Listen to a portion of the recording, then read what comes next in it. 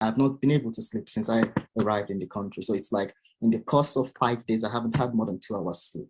And I won't sleep until I see something being done.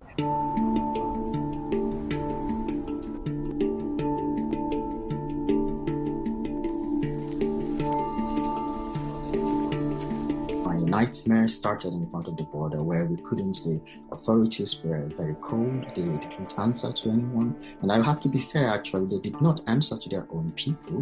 And if they don't answer to their own people, you can expect worse to us. So when we approached them, they waved us out. They just like, it's like an irritant came close to them. When my friend and I, we spoke Ukrainian, like really good Ukrainian to them. And he was like, oh, you speak very good Ukrainian. Where are you going to? Stay with us and fight.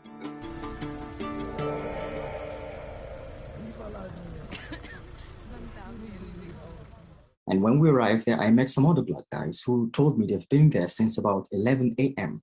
Some Ukrainian lady lost consciousness because I was already close to the first barricade. She lost consciousness and they were yelling, "Likariya!" It means like, is there a doctor here? Is there a doctor here?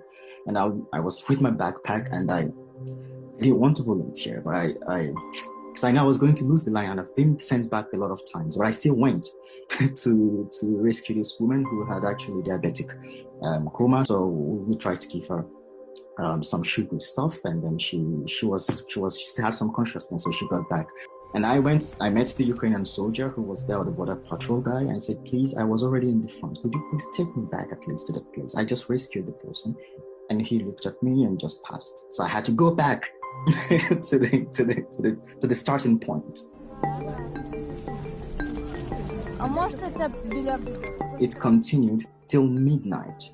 We barely moved an inch, and the Ukrainians just kept moving. At some point, the guys brought some wood, and they started making fire, and they started putting hot water, and people could at least have some tea to drink.